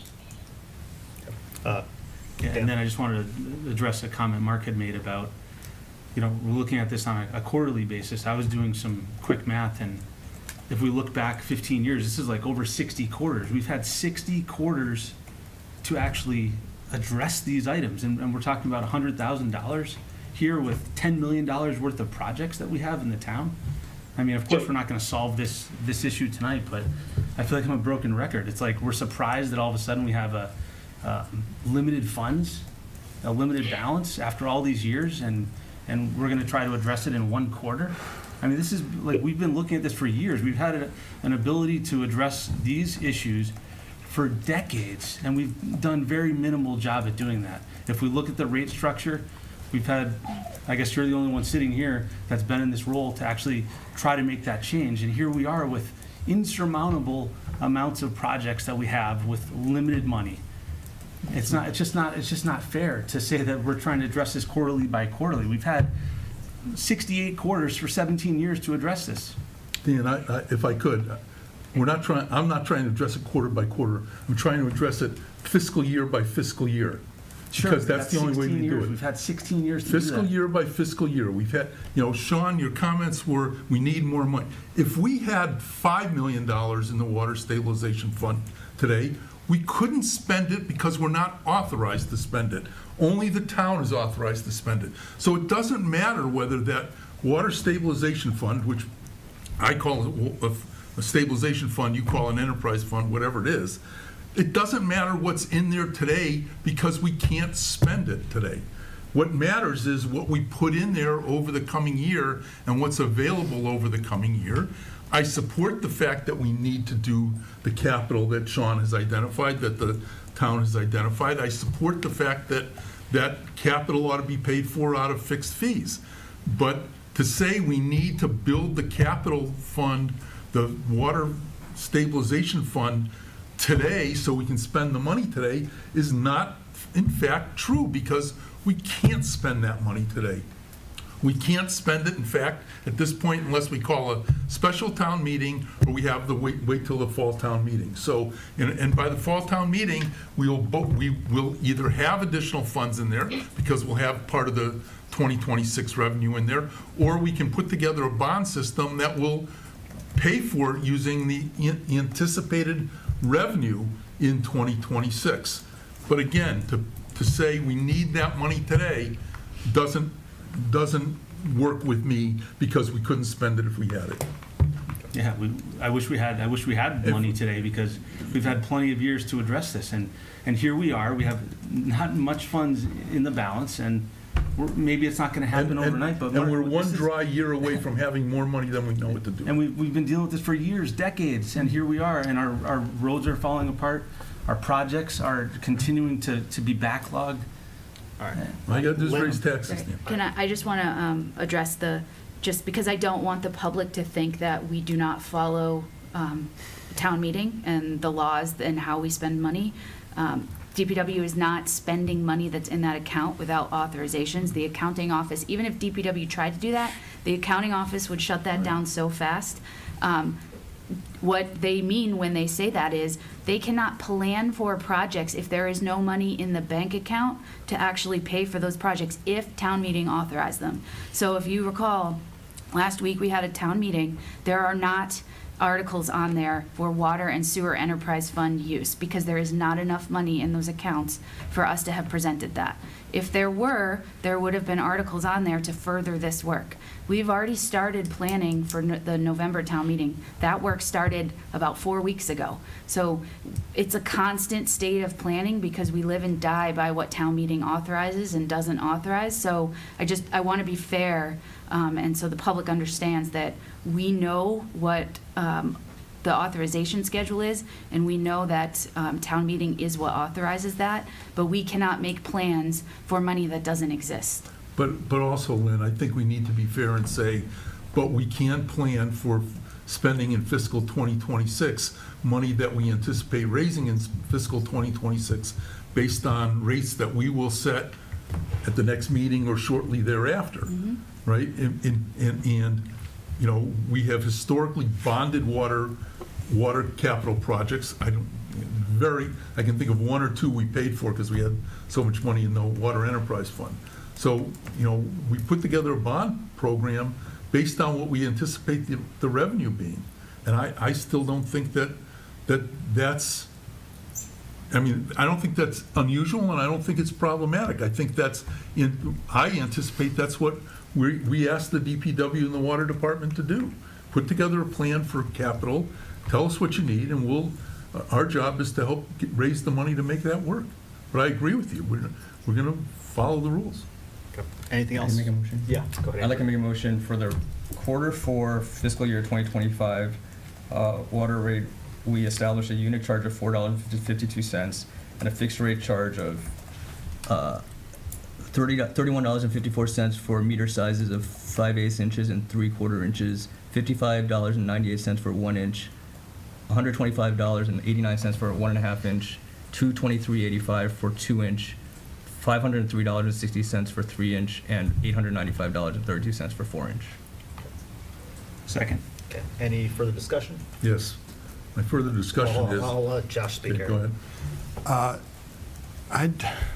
I absolutely recognize that we need money, but you know, we are water and sewer commissioners. I feel like we have, it's a smaller part of our duties, but it's a serious one that people spend a lot of money on. And I just feel uncomfortable going back on what we said at our last meeting. We said it was a one-time thing, and I just can't, in good conscience, do the same thing because we need money for next year. So I'm going to vote no. It's something that just, we got to do what we said. You know, we had a town meeting, it got voted down, but we tried to give the money back that we had from the stabilization fund, and because we said we would do it, we put it on the warrant, got voted down, that's fine, but we did what we said. So I feel like that's what we need to do. Sorry, go ahead, Mark. Well, I'm also voting against this because of all the comments I've said, but I also want to point out that voting on this tonight violates a principle that the select board set, that we would review things at one meeting and approve them at the next. But more importantly, I got this at 4:25 today. I don't know anybody who's had a chance to really look at it. And the argument that, well, it's nothing different than controlling and continuing what we said before, we still received it at 4:25 today, and I don't think that's fair to ask the select board to vote on something tonight that we just received, you know, literally 2 hours before the meeting started. Well, I think this was also kind of previewed in a previous memo that we'd received, I think, at our last meeting. So it's not out of nowhere, but I share much of what Josh said. I will also be voting against this because I just cannot, same thing. Last meeting, we said this was a one-time bump to then 2 weeks later go back on that. It's not something I'm comfortable with.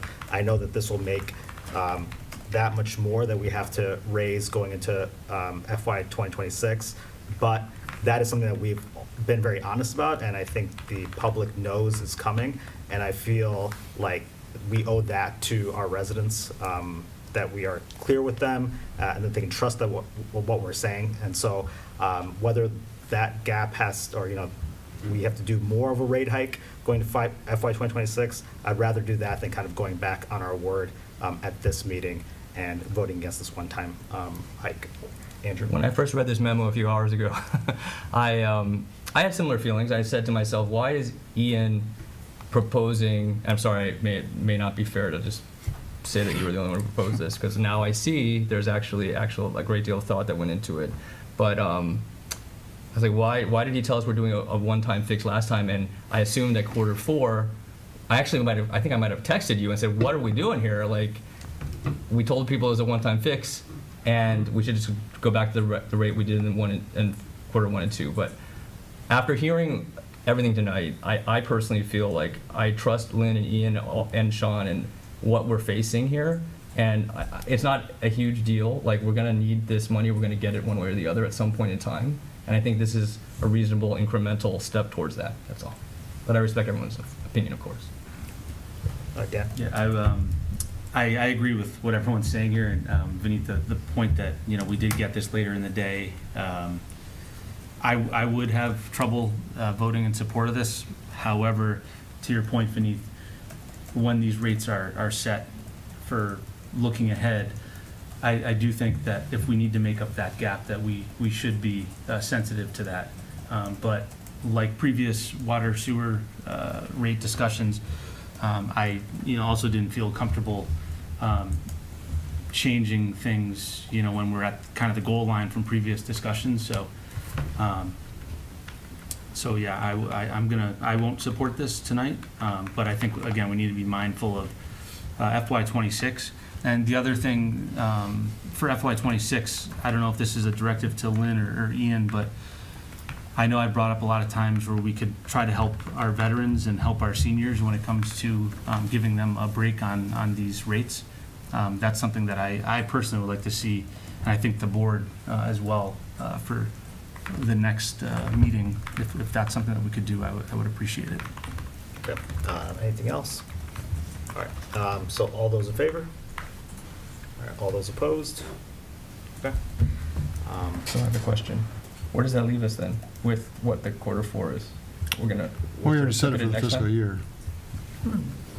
I'm sorry? So we already set it for the fiscal year. Yeah, so it reverts back to the original. Right. Is that true? Is that correct? Yeah. We don't have to take a subsequent vote or a new vote? I would need to refresh my memory on what exactly your vote, I guess it would, if your vote truly was on the 7th of April for just that third quarter, then yes, I guess it would be Base it on first and second quarter. Yeah. Okay. Okay. Yeah. All right, so then I don't. So then it's no action, it's the same as the first and second. Yeah. Okay. Yeah. All right. Thank you, everyone. Looking forward to the FY 2026 discussion. Do you have to Do we make a have to talk motion about for sewer or no? Oh, yeah, sewer, yeah. Sorry, I just clicked away from it, but if someone else has it. I move that we Take no action. keep, All right. yeah, I guess take no action, move that we take no action on the fourth quarter sewer rate recommendation as presented in the memo. Second. All those, any further discussion? Okay. All those in favor? All right, great. All right. Thank you, Lisa. Appreciate it. Thank you, Sean. Okay, moving into new business now. The Golden Cane recipient process Oh, from. Denise, it did have the looking forward to fiscal year 2026. Do we want to cover that at all? Well, I kind of talked about it in the beginning, just that. Oh, this we're is not part gonna of the do it memo. tonight? Oh, Yeah, okay. we're not going to discuss that tonight, but hopefully this memo will get out to folks, the rest of the select board soon, well in advance of our next meeting, and then we'll have a Oh, discussion okay. about it, yeah, All right. at our next meeting. We have someone here to speak on the Golden Cane recipient process. If you could introduce yourself and kind of tell us a little bit about this. On a lighter note, my name is Sandy McFadden, and I'm the vice chair of the Council on Aging Board. And we'd like to reinstate the Golden Cane Award. We've never had any criteria for this award, so we put a little teeth into this proposal. And I know that you have the document in front of you. So if you have any questions relative to it, I'd be happy to answer any questions you might have. Andrew. So when, did you say reinstate? Yes. So when did it become, kind of fall away? Did this? Well, the original cane was found at 129 Burbank Road, and I don't know how long it was there. I do. Do you really? I know the whole history of it, but go ahead. Go ahead and tell No, me. I know Vivian Henschke. It was the there, one- it was there close to 10 years. Okay. And, The new owners found it. right, the new owners of the house found it. It was given, it's, Andrew, it's a long-standing, it says it exactly. It's a long-standing award. It's a great award. Every one of the 351 cities and towns in Massachusetts had been doing that. Yes. Most of the canes have disappeared. We found it. It's And we have. wonderfully, it's mounted at the adult center. The issue, and the one thing that hasn't been addressed, how do you get it back from the recipient when it was the original cane? If it's it's a replica, maybe you just say, fine, we're gonna make a replica That's the what we're next gonna time. do. But Give a but- replica. But our town clerk had been charged with who is the oldest resident in town, and it was a very, very nice presentation ceremony. I'd been to a couple of them, and. So how many years has it been not proper, like the decade? Oh, was we- that- I'm not sure about You that. can actually, you can actually look at on the plaque at the adult center, it says the last time. I see. Plaque isn't up to date, though. Yeah, well, that was the Yeah. last time it was given. Unfortunately, it is up to date, because I think that's the last time it was Okay. given. But it's a great tradition, and I don't see any reason why we shouldn't do it. And I think what we need to do is make sure that, whether it's the Council on Aging or somebody, puts some money into their annual budget so they can get one of these replica canes made, hopefully not too often, but as often as needed. Do we know who the recipient would be right now? I have a person in mind. As long as you approve the criteria, Yeah. then I'll go forward with, interviewing that individual and making sure that they meet the 10 years as a resident of this town. We didn't want a transplant. We didn't want someone that moved here only to be closer to their children. Just to get the So, golden cane. We wanted to have someone who's actually lived in this town for a minimum of 10 years. How do you know who is the oldest? Is it basically by I got it through word the of census, mouth? the town The census. census, okay, It's the great. town clerk's Town clerk, office. yes, you- And there are 15 people in this town, or there were, when I asked for the There were over 100 too. records, that are over 100 years old. Wow. Yeah. Wow. Makes Saul seem young. Yeah, I was wondering if it was. Jeez. All right. So Anything I else? want you to read over this, and if you have any questions about the criteria that our subcommittee set forth, I'd be happy to answer any questions. If you'd like to add anything to it, and we'd certainly like to have you as part of the ceremony. So are the three criteria, oldest living person, lived in town for 10 years and able to go to a ceremony and receive it? Or a family member, Oh, okay. yeah. Great. And they would maintain that cane Yeah. until they passed away or moved out of town. Yeah, I think we need to have some budgetary, just recognizing that we're going to allow this replica to be made from Well, time to time. Jim Lagan said he has the money in his budget. I'm sorry, That's I'm great. confused. So is this replica the family's to keep, or do you need to get the replica back after it's changed? We really haven't decided that yet. Because it sounds like Maybe you Mark can help us was decide that. suggesting like we just make as many as needed, right? So No, It's not I that mean, expensive. I think it sure was it's less not. than $25. Yeah, the Then- replica. The Yeah, original, the though, has replica. actually got a Understood. gold cap. It does. All right, anything else on this? I mean, I read it, it looks good to me. Yep. It's exciting, I'm glad this was on the, this was brought to us and that we'll restart this, it sounds like a this great honor. tradition. Yeah, I think it'd be great to be a part of. So I will move that we approve the Golden Cane policy as attached to the agenda. Thank you. Second. Okay, any further discussion? All right, all those in favor? All right, great. Thank you so much for joining Thank us, you. appreciate it. And have fun interviewing this, well, to us, mystery person. When is the presentation, by the way? Well, we'll have to decide that. So would you like to have it at one of your meetings, or would you like to Yes. have it at the Adult Center? I know you just did the Citizen of the Year Award. You can't wait for the town meeting to do this, though. You don't meet over the summer?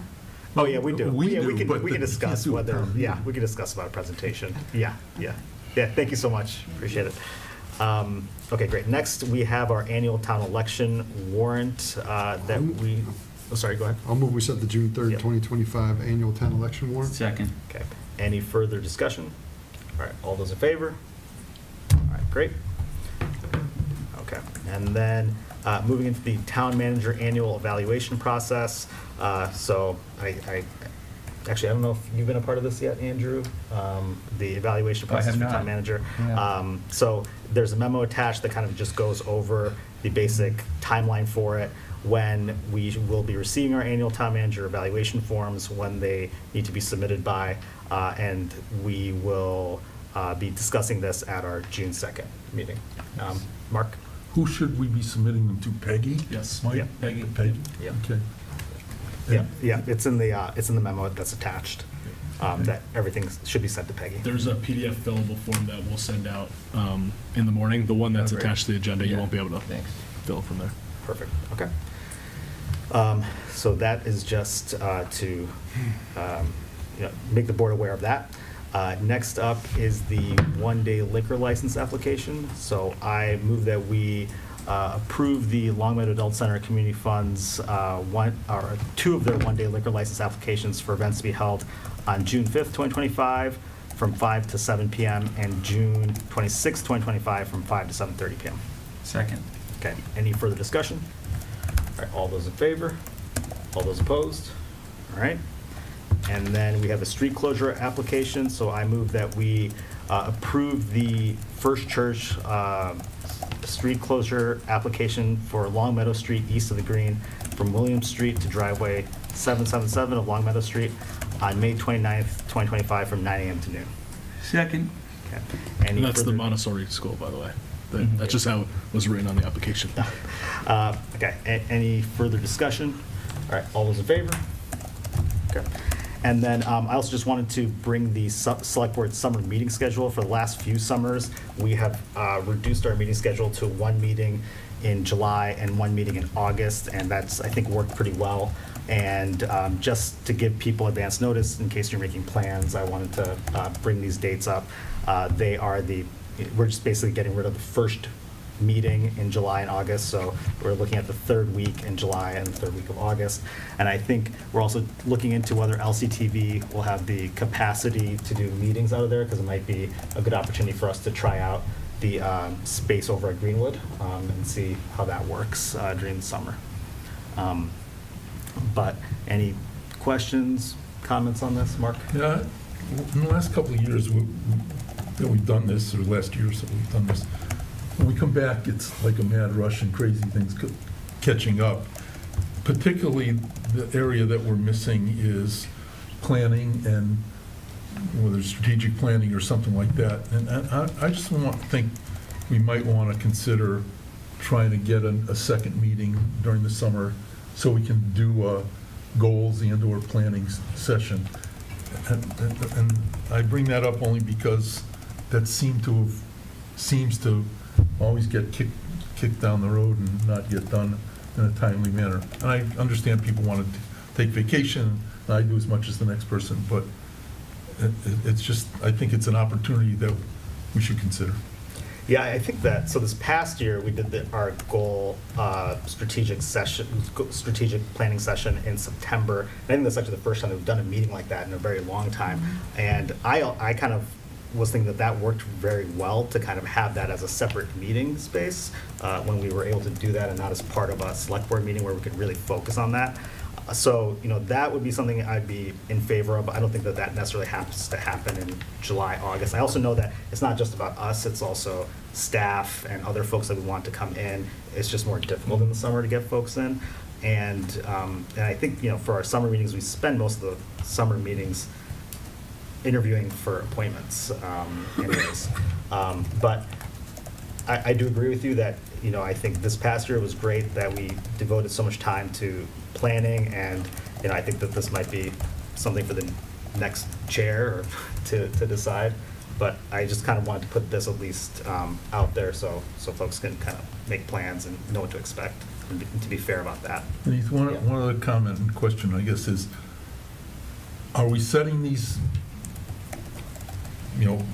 precisely so that road closure, the mundane kind of ministerial things that we need that only we can do by bylaws, people know that you're gonna have to wait a month to get it done? I mean, is that?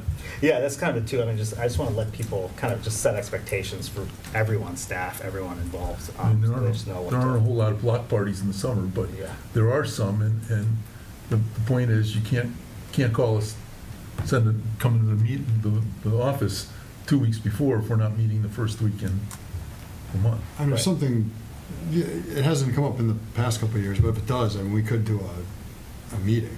Well, We've done it before. Well, that's the thing. I mean, remote meetings are allowed. There's 5 of us, but we only need 3 for a quorum. So, I mean, I think this is a fine intention, but frankly, we can wait closer to the first meeting and say, yeah, there is nothing that came up. We don't have any, what I call ministerial kind of things. We're just gonna cancel the meeting. But we may want to say, 2 people want a block party and somebody wants a liquor license, a temporary liquor license, so we'll hold it. Well, I would be missing the other meetings anyway. The ones were canceled, so it doesn't matter to me. Well, I'd suggest we just at least get these 2 dates down. I think they're good dates, and then in June, if there's something that we think is pressing over the summer, then we could always add something if necessary. Yeah. I think so too. Okay, so I move to approve the select board summer meeting schedule as attached to the agenda. Second. Okay.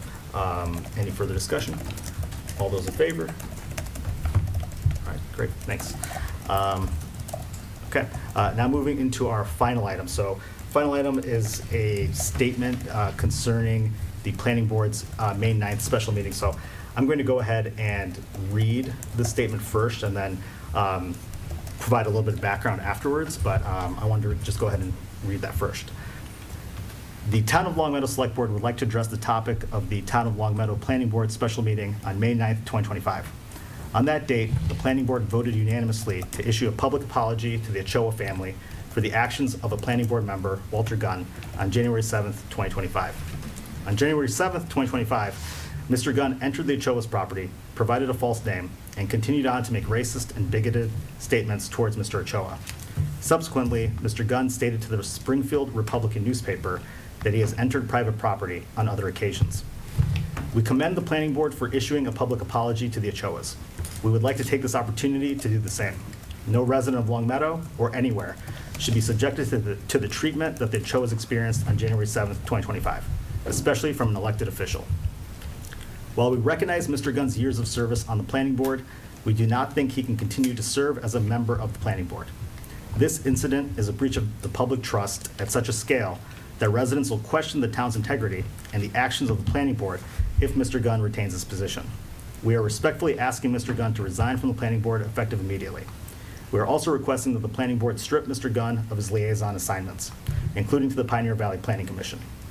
The Town of Long Meadow Select Board is taking this measure to clearly communicate to the people of Long Meadow and to the Ochoa family that we believe in the dignity of every resident, and we will stand up for this value. So, just to provide a little bit of background, in Massachusetts, when an issue with a public elected official arises, that the public body which that official sits on has the authority to vote for a public censure, which is kind of the furthest action that they can take.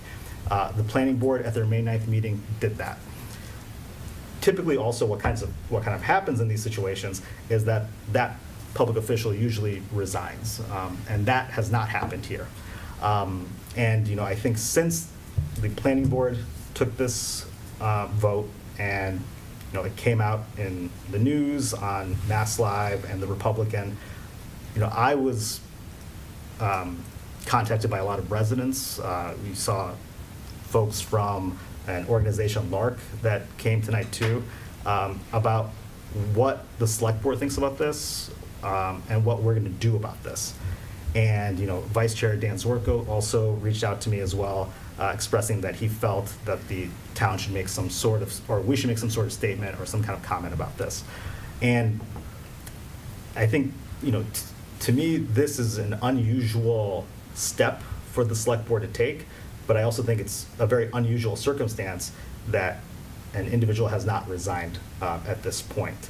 And a lot of what I have said is in this letter.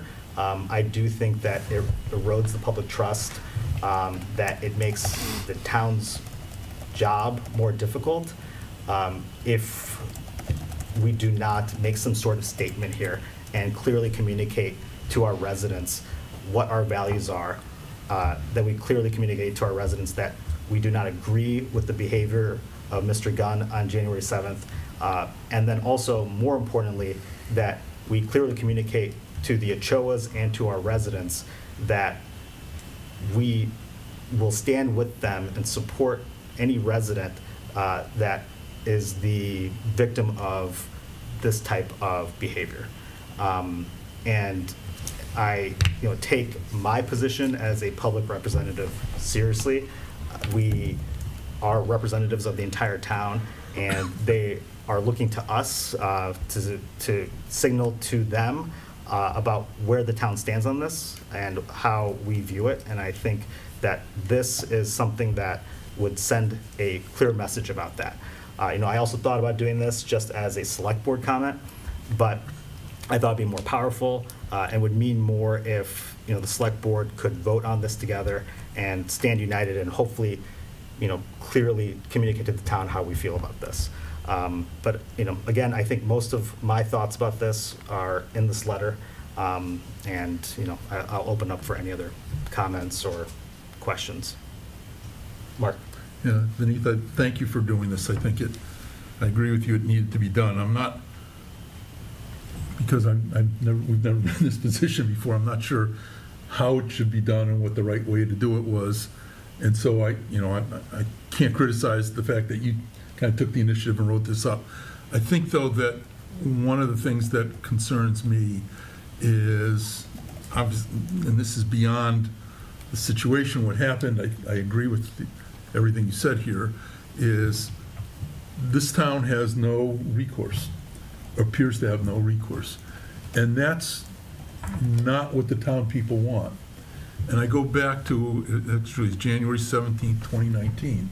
There's a special town meeting at which the town residents at town meeting, and I'm, as you can tell tonight, I'm a firm believer in town meeting, voted to ask our representatives in the general court to propose a home rule charter change to allow for the recall of elected officials. My analysis of it is it died on the vine, and I would like to take this opportunity to find out, and I don't even know if there's a statute of limitations on town meeting votes or whatever, but if that's what the town people want, and I think it's appropriate to address things like this, we ought to include in what we're doing, and this is beside the issue that you brought up, which I support, going back to our representatives in the general court and saying, remember this town vote? You really need to do something about it because it's not a problem that didn't come up again. So those are my comments. I support what you did, what you said, again, but I think as a select board, we have an opportunity to go beyond that to make sure that we have a means of addressing, or the town has a means of addressing it in the future. Thank you. Andrew? Thank you for drafting this. I think it was well done, and I'd just like to make a motion that the select board adopt this letter. Second. Any further discussion? Dan? Yeah, Vineeth, great job, leading on this terrible event. And I just want to be clear.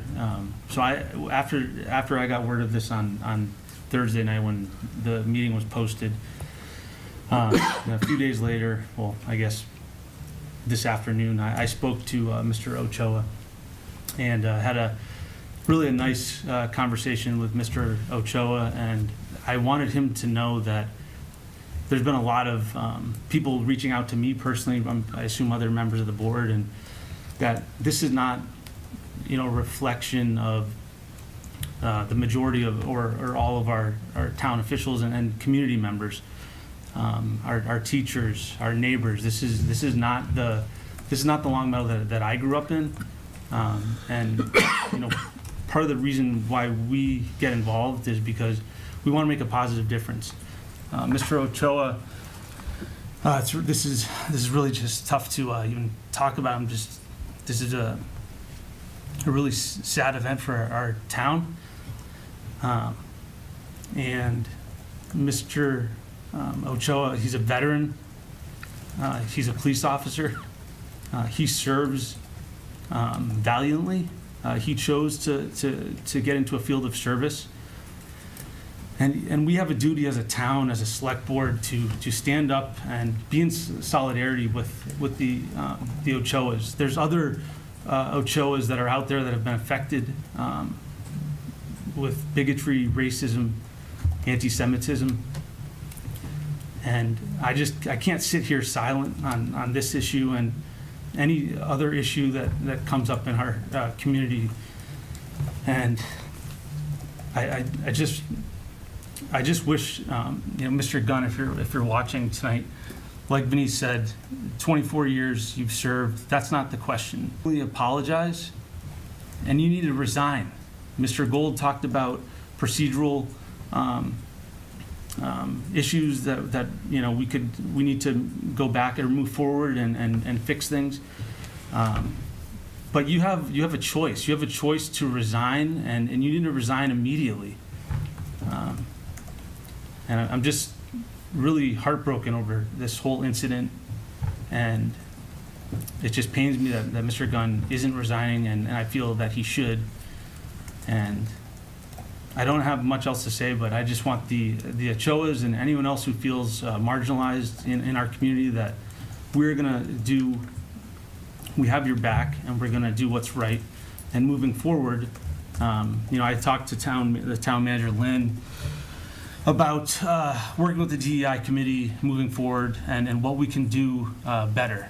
And I think it's on all of us to do better here. And I wish this never happened, but we need to be leaders here and do what's right. And I know I'm very long-winded and it's very difficult to talk about, and I just wish the Ochoas the best, that we're all thinking of you and we have your back. And Vineeth, again, I appreciate taking some time to talk about this and go through the letter together. This is an important step to move forward and do better as a community as well. So with that, I appreciate the time and thank you. Josh? Thank you for doing this, Vineeth, and just want to reiterate that my heart goes out to the Ochoas. Seeing the evidence that came to us, that was a pretty terrible experience, and I think it's been prolonged by the lack of consequences, and I think it's important to show that there are consequences for making bad decisions and making people feel less than, and there should be a consequence here, I think, and so I hope that the right thing is done, and it's really, Long Meadow can do better, and I think that Chili brought up a good idea that, especially for our elected officials and committees, and could stand to do some training, because I was talking to one citizen who said,